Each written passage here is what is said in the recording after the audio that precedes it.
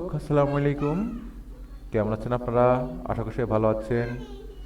আজ আপনার জন্য আবার একটি চাকরির খবর নিয়ে আমি তোমাদের হাজির হলাম।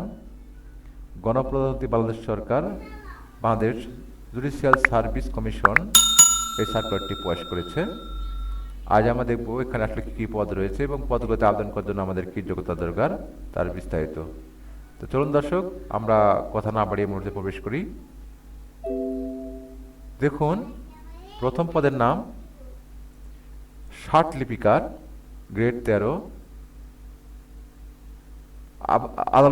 আদালতের ধরন হচ্ছে জেলা জজ ও অধস্তন আদালত ট্রাইব্যুনাল। পদ সংখ্যা 62। শিক্ষা যোগ্যতার কথা বলা হচ্ছে কোনো স্বীকৃত বোর্ড হইতে ন্যূনতম দ্বিতীয় বিভাগ বা সমমানের জিপিএ তে উচ্চ মাধ্যমিক সার্টিফিকেট বা সমমানের পরীক্ষা উত্তীর্ণ। কম্পিউটারে অবশ্যই দক্ষ থাকতে হবে। জেলা জজ ও অধস্তন আদালতসমূহ এবং বিভাগীয় বিশেষ জজ, কর্মকর্তা ও কর্মচারী নিয়োগ বিধিমালা 1989 এর বিধি 5 এর বর্ণিত যোগ্যতা। 2 নম্বর পদের নাম দেখেন, এখানে আরও কিছু পদ রয়েছে। 1 নম্বর দর্শক, স্টেনোগ্রাফার, এটাও 13তম গ্রেডের পদ চাকরি। এটা তারিখ করতে হবে চিফ জুডিশিয়াল ম্যাজিস্ট্রেট আদালত, চিফ মেট্রোপলিটন ম্যাজিস্ট্রেট আদালত। পদ সংখ্যা 20টি। শিক্ষক যোগ্যতা কোনো স্বীকৃত বিশ্ববিদ্যালয় হতে ন্যূনতম দ্বিতীয় শ্রেণী বা সমমানের সিজিপিওতে স্নাতক বা সমমানের ডিগ্রি। কম্পিউটার অবশ্যই দক্ষ থাকতে হবে। মন্ত্রণালয় বা বিভাগের সংযুক্ত অধিদপ্তর, পরিদপ্তর এবং দপ্তরের কমন পদ নিয়োগ বিধিমালা 2019 এর তফসিল 2 ও 3 অনুযায়ী গৃহীত পরীক্ষায় উত্তীর্ণ হতে হবে। আরেকটি পদের নাম হচ্ছে 60 মুদ্রাক্ষরিক কাম কম্পিউটার অপারেটর, জেলা জজ ও অধস্তন আদালত ট্রাইব্যুনাল। পদ সংখ্যা হচ্ছে 173টি। শিক্ষক যোগ্যতা বলা হচ্ছে এখানে কোনো স্বীকৃত বিশ্ববিদ্যালয় হতে স্নাতক বা সমমানের ডিগ্রি। 2 নম্বর পদের নাম স্টেনো টাইপিস্ট, 60 মুদ্রাক্ষরিক কাম কম্পিউটার অপারেটর, 14তম বেতন স্কেল গ্রেডে। চিফ জুডিশিয়াল ম্যাজিস্ট্রেট আদালত, চিফ মেট্রোপলিটন আদালত এখানে কাজ করতে হবে। শিক্ষক যোগ্যতা একই কথা বলা হচ্ছে। বেঞ্চ সহকারী ডিজি, গ্রেড 15, বেতন স্কেল এত। জেলা জজ অধস্তন আদালত ট্রাইব্যুনাল। পদ সংখ্যা 11টি। কোনো স্বীকৃত বোর্ড হতে ন্যূনতম উচ্চ মাধ্যমিক সার্টিফিকেট বা সমমানের পরীক্ষা উত্তীর্ণ হতে হবে। 3 নম্বর পদের নাম বেঞ্চ সহকারী, গ্রেড 16, পদ সংখ্যা 69টি। চিফ জুডিশিয়াল ম্যাজিস্ট্রেট আদালত, চিফ মেট্রোপলিটন ম্যাজিস্ট্রেট আদালত। কোনো স্বীকৃত বিশ্ববিদ্যালয় হতে স্নাতক বা সমমানের ডিগ্রি। কম্পিউটারে পারদর্শী হতে হবে।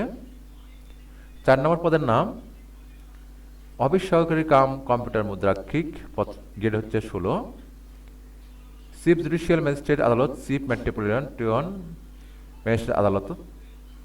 শিক্ষক যোগ্যতা কোনো স্বীকৃত বোর্ড হতে ন্যূনতম দ্বিতীয় বিভাগে বা সমমানের সিজিপিতে উচ্চ মাধ্যমিক সার্টিফিকেট পরীক্ষায় উত্তীর্ণ হতে হবে। তার পরবর্তী পদের নাম গাড়ি চালক ডিজি, এটাও 16তম গ্রেড।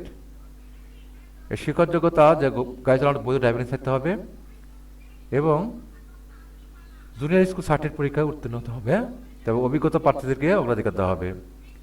গাড়ি চালক ডিজি এবং গাড়ি চালক সিজিএম দুটাই 16তম গ্রেডের চাকরি। 6 নম্বর পদের নাম জারিকারক, গ্রেড 19, 130টি পদ। কর্মস্থল চিফ জুডিশিয়াল ম্যাজিস্ট্রেট আদালত, চিফ মেট্রোপলিটন ম্যাজিস্ট্রেট আদালত। এর শিক্ষক যোগ্যতা হচ্ছে মাধ্যমিক স্কুল সার্টিফিকেট পরীক্ষা উত্তীর্ণ হতে হবে। 7 নম্বর পদের নাম অফিস সহায়ক, আপনার গ্রেড হচ্ছে 20, পদ হচ্ছে 299টি। কর্মস্থল একই, চিফ জুডিশিয়াল ম্যাজিস্ট্রেট আদালত ও চিফ মেট্রোপলিটন ম্যাজিস্ট্রেট আদালত। শিক্ষক যোগ্যতা হচ্ছে মাধ্যমিক স্কুল সার্টিফিকেট পরীক্ষা উত্তীর্ণ হতে হবে। 8 নম্বর পদের নাম নিরাপত্তা প্রহরী ডিজি, বেতন স্কেল 20তম গ্রেডে, জেলা জজ ও অধস্তন আদালত ট্রাইব্যুনাল। পদ সংখ্যা 26টি। 8ম শ্রেণী পাশ হতে হবে। শেষের পদের নাম হচ্ছে নিরাপত্তা প্রহরী, পদ সংখ্যা 68টি। এটা আবেদন করার জন্য আপনাকে মাধ্যমিক স্কুল সার্টিফিকেট পরীক্ষা উত্তীর্ণ হতে হবে। এতে সংক্রান্ত নিয়মাবলী, তথ্যাবলী ও বিস্তারিত তথ্যের জন্য বাংলাদেশ জুডিশিয়াল সার্ভিস কমিশনের ওয়েবসাইটে যোগাযোগ করতে বলা হয়েছে। দেখুন, এটা দৈনিক আমার দেশ 14 মে তারিখে এই সার্কুলারটি প্রকাশ করা হয়েছে। এই যে আপনাদের দেখতে পুরো সার্কুলারটি, যে সার্কুলারটার কথা আমি বললাম, আপনাকে আবেদন করার জন্য যে নিয়মগুলো পালন করতে হবে এখন সেগুলো আমি বলবো। আবেদনকারীর বয়স 1/5/2026 তারিখে 18 থেকে সর্বোচ্চ 32 বছরের মধ্যে হতে হবে। তারপরে আপনাকে দেখেন, আপনাকে আবেদন করার জন্য লিখিত পরীক্ষার অংশগ্রহণ প্রার্থীকে তার সকল সনদপত্রের মূল কপি প্রদর্শন করতে হবে।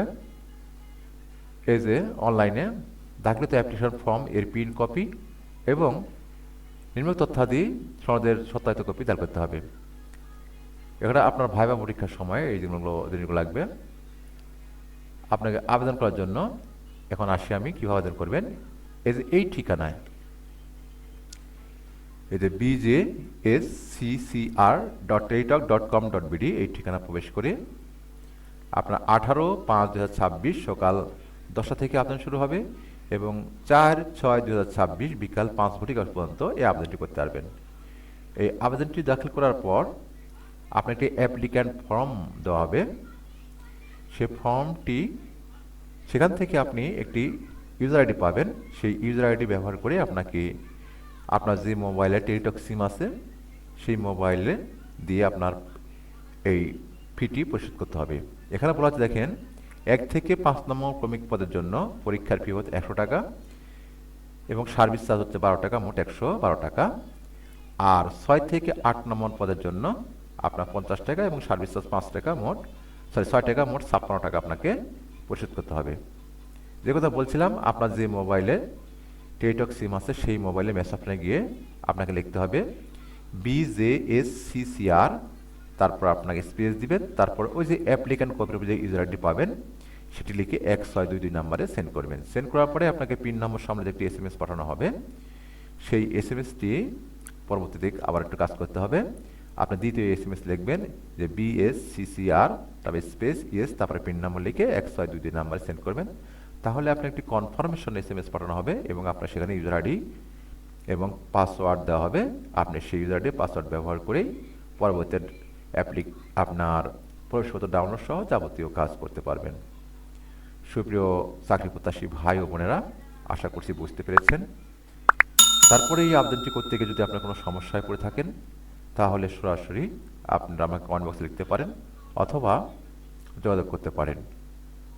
তো আজ এতটুকুই।